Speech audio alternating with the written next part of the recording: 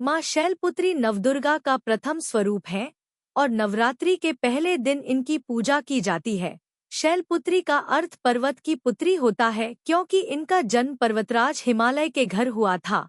यह वही शक्ति हैं जिन्होंने अपने पूर्व जन्म में सती के रूप में जन्म लिया था और भगवान शिव की अर्धांगिनी बनी थी।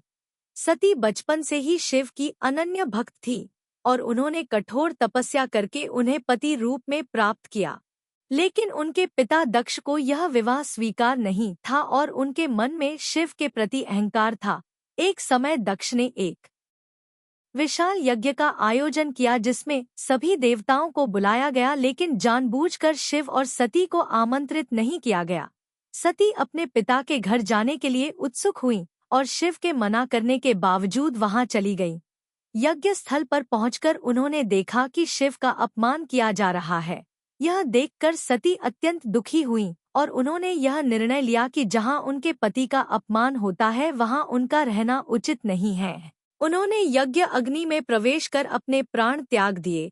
जब भगवान शिव को यह समाचार मिला तो वे अत्यंत क्रोधित हुए और उन्होंने यज्ञ का विनाश कर दिया।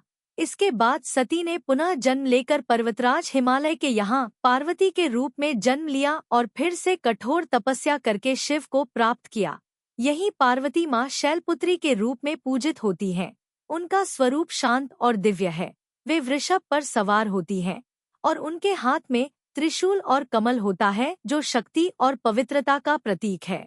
नवरात्रि के पहले दिन उनकी पूजा इसलिए की जाती है क्योंकि वे जीवन की नींव और स्थिरता का प्रतीक हैं।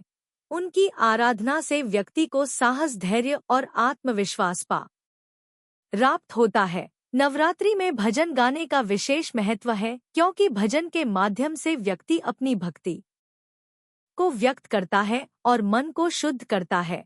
यह केवल संगीत नहीं बल्कि एक आध्यात्मिक प्रक्रिया है जो सकारात्मक ऊर्जा उत्पन्न करती है और वातावरण को पवित्र बनाती है।